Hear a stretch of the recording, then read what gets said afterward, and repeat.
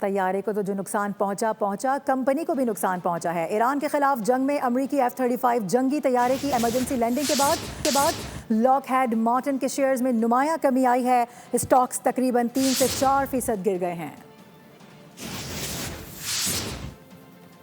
آپ کو اس حوالے سے بتا رہے ہیں کہ ایران کے خلاف جنگ میں امریکی F-35 جنگی طیارے کی ایمرجنسی لینڈنگ، اس کے بعد ہم دیکھ رہے ہیں کہ جو طیارے کو نقصان پہنچا ہے، جو اس کی کمپنی ہے، بنانے والی کمپنی لاک ہیڈ مارٹن، اس کے شیئرز میں نمایاں کمی دیکھی جا رہی ہے۔ لاک ہیڈ مارٹن کارپوریشن کے سٹاکس تقریباً 3 سے 4% گر چکے ہیں، اور یہ جو شیئرز گرے ہیں، اس حوالے سے خبر یہ موصول ہو رہی ہے کہ امریکہ کی جانب سے جب دعویٰ کر دیا گیا کہ ایسا ہوا ہے تو اس کے بعد فوری طور پہ یہاں پہ شیئرز گرتے نظر آئے۔ امریکی اور صہیونیوں کو ایران نے منہ توڑ جواب دے دیا۔ اسرائیلی شہر حیفا میں تیل کی تنصیبات بھسم کر دیں۔ اس حملے کے بعد بجلی بھی معطل ہو گئی۔ پاسداران انقلاب یہ کارروائی توانائی تنصیبات پر بمباری کا بدلہ قرار دے رہے ہیں۔ دوسری جانب ایران حملے نے قطر کی گیس تنصیبات پر تباہ کن اثرات بھی مرتب کیے۔ اسرائیل کو جارحیت کا خمیازہ بھگتنا پڑا۔ ایران نے حیفا کا حشد نشر کر دیا۔ آئل ریفائنری میزائل حملے کا ہدف بنی۔ زوردار دھماکہ ہوا، دھوئیں کے بادل آسمان سے باتیں کرتے دکھائی دیے اور بجلی کی فراہمی معطل ہو گئی۔ ایرانی حکام کے مطابق اس کارروائی کے لیے پہلی بار multi war had Nasr Allah missile کا استعمال ہوا۔ مختلف کارروائیوں میں خیبر شکن، عماد اور حاج قاسم میزائل بھی استعمال کیے گئے۔ ایران نے واضح کیا کہ وہ اپنی توانائی تنصیبات پر حملوں کا بھرپور جواب دے رہا ہے۔ دوبارہ حملے کی صورت میں اس سے شدید جواب آئے گا۔ دوسری جانب اسرائیلی حکام کا کہنا ہے کہ حملے سے معمولی نوعیت کا نقصان پہنچا، بڑا انفراسٹرکچر متاثر نہیں ہوا۔ واقعے کے کچھ دیر بعد بجلی بحال کر دی گئی۔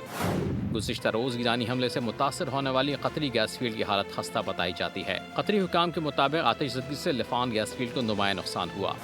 حملے میں دیگر LNG تنصیبات بھی متاثر ہوئیں جو تاحال بحال نہیں ہو سکیں۔ اپڈیٹس یہ ہیں کہ ایران کے خلاف امریکہ اور اسرائیل کی جارحیت میں گزشتہ 24 گھنٹے سے وقفہ نظر آ رہا ہے۔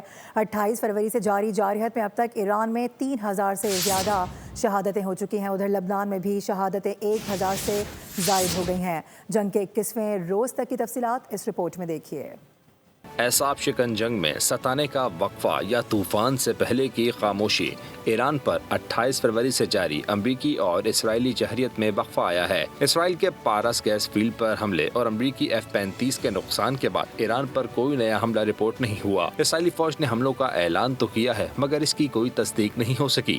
تاہم اس جنگ میں اب تک ایران کے 3186 افراد شہید ہو چکے ہیں، جن میں کم از کم 210 بچوں سمیت 1394 عام شہری شامل ہیں۔ جاں بحق ہونے والوں میں 1153 فوجی جبکہ 639 اموات کا تعین نہیں ہو سکا۔ لبنان میں بھی شہادتیں 1000 کے قریب ہو چکی ہیں جبکہ ہزاروں افراد زخمی اور لاکھوں افراد بے گھر ہو چکے ہیں۔ اسرائیل کی سیدون میں گھر پر بمباری سے 2 افراد شہید ہوئے۔ طائر میں بھی 2 افراد شہید اور 8 زخمی ہوئے۔ حزب اللہ نے اسرائیل کے فوجی اڈے پر راکٹ حملے کیے۔ جنوبی لبنان میں بھی اسرائیلی فوجیوں کو نشانہ بنانے کا دعویٰ کیا۔ لبنان میں اسرائیلی فوج پر حملہ کر کے بلڈوزر تباہ کر دیا۔ دوسری طرف نیوز میکس کی رپورٹ کے مطابق امریکہ مزید جنگی جہازوں اور فوج بھیجنے کی تیاری کر رہا ہے۔ 4000 امریکی مرینز اور سیلرز تعیناتی کے لیے تیار ہیں۔ امریکی بحری بیڑا زمینی حملوں کی صلاحیت کے ساتھ خطے کی طرف بڑھنے لگا ہے۔ امریکہ نے خلیجی ممالک کو 16 ارب 50 کروڑ ڈالر مالیت کے ہتھیاروں کی معاہدوں کی منظوری دے دی۔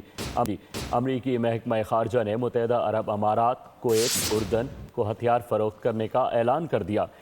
ان ہتھیاروں میں تفصیل بھی سامنے آ گئی کہ ان میں ڈرون، میزائل، ریڈار سسٹم اور F-16 طیاروں کے لیے گولہ بارود بھی شامل ہے۔ متحدہ عرب امارات 8 ارب 40 کروڑ ڈالر سے زائد کا اسلحہ خریدے گا۔ کویت کو 8 ارب ڈالر کے میزائل ڈیفنس ریڈار بھی ملیں گے۔ اردن کو 7 کروڑ ڈالر کے طیاروں اور گولہ بارود کی فروخت کی جائے گی۔ امریکی وزیر خارجہ مارکو روبیو نے ہنگامی صورتحال میں معاہدوں کی منظوری کا اعلان کیا ہے۔ اور یورپی ممالک نے جو کہا ہے وہ کر دکھایا ہے۔ ایران پر جارحیت کے لیے فضائی حدود نہ ملنا امریکہ کے لیے درد سر بن چکا ہے۔ امریکی B-1 بمبار طیارے کو ایران پر حملہ کرنے کے بعد برطانیہ جانا پڑا ہے۔ آپ کو یہ بتا دیں کہ فلائٹ ٹریکنگ کے مطابق امریکی بمبار طیارے کو یورپی ممالک نے فضائی حدود فراہم نہیں کی ہیں۔ ساتھ ساتھ فرانس، پورچگل اور اسپین کے نام سامنے آ رہے ہیں، ان کی جانب سے یہ فضائی حدود فراہم نہیں کی گئی ہیں۔ ان ممالک کی فضائی حدود نہ ملنے کے باعث امریکی طیارے کو بحیرہ روم اور بحیرہ اوقیانوس کے اوپر سے گزرنا پڑا۔ ईरान पर जारियत के लिए फ़ज़ाई हुदूद ना मिलना अमरीका के लिए दर्द सर बन गया। अमरीकी B-1 बमबार तैयारे को ईरान पर हमले के बाद बरतानिया जाना पड़ा। फ़्लाइट ट्रैकिंग के मुताबिक अमरीकी बमबार तैयारे को यूरोपीय ममालिक ने फ़ज़ाई हुदूद ही फराहम नहीं की। फ्रांस, पुर्तगाल और स्पेन ने अमरीकी तैयारे को फ़ज़ाई हुदूद फराहम नहीं की। इनके ईरान ने अमरीका के कितने तैयारे गिराए, कितने ड्रोन तबाह किए, अमरीकी मीडिया ने चौंका देने वाला इंकशाफ कर दिया। ब्लूमबर्ग के मुताबिक तबाहशुदा तैयारों में वो 3 तैयारे भी शामिल जो कुवैत में गिराए गए थे। ईरान जंग में अमरीकी तैयारों की तबाही से मुताल्लिक़ बड़ा इंकशाफ। ब्लूमबर्ग ने पोल खोल दिया जिसके मुताबिक इस जंग में अब तक अमरीका 16 तैयारे गंवा चुका है। तबाह होने वाले तैयारों में 10 रीपर स्ट्राइक ड्रोन तैयारे भी शामिल हैं, जबकि 6 अमरीकी जहाज़ों को शदीद नुकसान पहुंचा, जो तबाह होने वाले 16 अमरीकी जहाज़ों के अलावा हैं। ब्लूमबर्ग की रिपोर्ट में कहा गया है कि इनमें से 3 अमरीकी जंगी तैयारे कुवैत की फ़िज़ाओं में तबाह हुए, जिनके बारे में दावा किया गया कि वो फ्रेंडली फायर का निशाना बने हैं। ब्लूमबर्ग के मुताबिक एक KC-135 तैयारा रिफ्यूलिंग ऑपरेशन के दौरान तबाह हो गया। इसमें हमले के 6 अरकान भी हलाक हो गए। मजीद 5 KC-135 रिफ्यूलिंग तैयारे सऊदी अरब के एक हवाई अड्डे पर ईरानी मिसाइल का निशाना बने, जिससे इन्हें काफ़ी नुकसान पहुंचा। ब्लूमबर्ग के मुताबिक ईरान ने अमेरिका के बगैर हमले के रीपर ड्रोन तैयारों में से अब तक 9 ड्रोन तैयारे तबाह किए हैं। इनमें से एक को उर्दन में बैलिस्टिक मिसाइल से निशाना बनाया गया। और कहां पर तो ईरानियों को कौम ही नहीं माना जा रहा था, और कहां पर अब अमरीकी सदर ने ईरान से जंग शतरंज की बसात करार दे दी है। मीडिया से गुफ्तगू में डोनाल्ड ट्रंप कह रहे हैं कि बहुत ही ज़हीन दुश्मन से पाला पड़ा है। हम इंतहाई ज़हीन और ऊंचे पैमाने का IQ रखने वाले लोगों से निमट रहे हैं। कहा कि तवानाई की कीमतों का ऊपर जाना बेहतर है बनिस्बत इसके कि ईरान एटम बॉम्ब हासिल कर ले। और डोनाल्ड ट्रंप के दरीना साथी चार्ली किर्क का कातिल कौन है? अमरीकी इंसदादी दहशतगर्दी इदारे के मुस्तफ़ी डायरेक्टर ने इसराइल पर उंगली उठा दी है। एक इंटरव्यू में जॉकेन ने कहा कि चार्ली किर्क ईरान के जंग के मुखालिफ थे। उन्हें मुमकिन तौर पर इसराइल नवाज क़ुव्वतों की जानिब से कत्ल करवाया गया। कहा कि वो कई बार मुझसे इस जंग को रुकवाने का कह चुके थे। ईरान ने अभी तो अपनी ताकत का छोटा सा मुजाहिरा किया है। अगर बात आगे बढ़ी तो ईरान भी नहीं हिचकिचाएगा। ईरान के वज़ीर ख़ारजा अब्बास इराक़ची ने दुश्मन को खबरदार कर दिया। कहा कि हमने अपनी गैर फौजी तनसीबात पर इसराइली हमले के जवाब में ताकत का छोटा सा मुजाहिरा किया है। उन्होंने ये कहा कि तहम्मुल का मुजाहिरा कशीदगी में कमी की दरख्वास्तों पर किया गया। अगर ईरान के बुनियादी ढांचे पर दोबारा हमला किया गया तो तहम्मुल का मुजाहिरा नहीं करेंगे। अब्बास इराक़ची का कहना था कि जंग का खात्मा किसी भी अंदाज से हो, शहरी इलाकों में हुए नुकसानात का अजाला लाजमी शर्त होगी।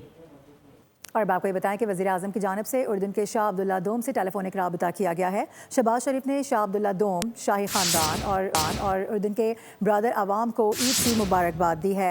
खुशगवार गुफ्तगू के दौरान दोनों रहनुमाओं ने मशरिक़ वुस्ता की सूरत हाल पर भी तबादला ख्याल किया। वज़ीर-ए-आज़म ने उर्दन पर हमलों की शदीद मज़म्मत की है और उर्दन के अवाम के साथ मुकम्मल यकजहती का इजहार भी किया है। वज़ीर-ए-आज़म ने कशीदगी में कमी और मसाइल के सफारती हल की ज़रूरत पर जोर दिया। इसके अलावा वज़ीर-ए-आज़म ने तिजारत, दिफा समेत मुख्तलिफ शोबों में ताल्लुकात को मज़ीद मजबूत बनाने के अज़म का यादा भी किया।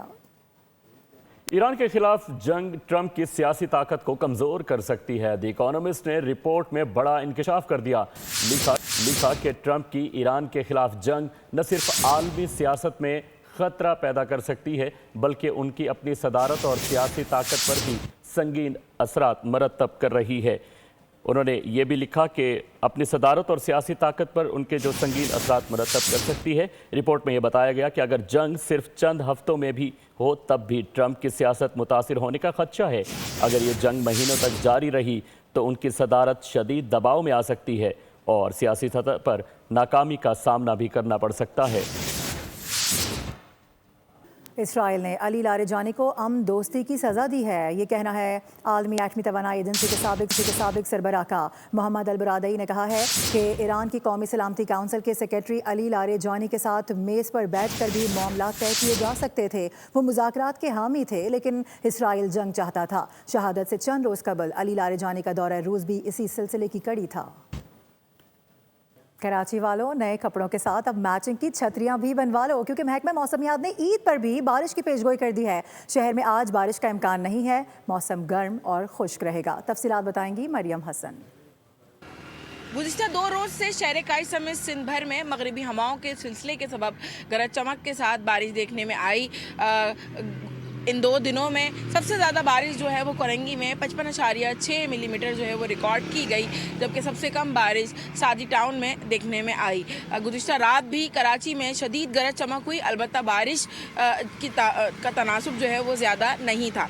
ताहम आज जो है मतलब मुकम्मल तौर पर साफ़ है और कड़ाके की धूप जो है कराची में निकली हुई है। महकमा मौसमियात के मुताबिक शहर का मौसम आज गर्म और खुश्क रहने का इम्कान है। ताहम ईद के पहले रोज़ और दूसरे रोज़ मतलब जो है वो अवर आलूद रहेगा और पहले और दूसरे रोज़ हल्की फुल्की एक्टिविटीज़ होने का इम्कान है। ताहम ये लॉन्ग रेंज जो है वो फोरकास्ट है। इस हवाले से महकमा मौसमियात ने हतमी तौर पर कोई पेशगोई जो है वो जारी नहीं की है। ताहम मौसमियाती मॉडल जो हैं वो ये बताते हैं कि मज़ीद 2 सिस्टम्स हैं जो आइंदा 10 से 15 रोज़।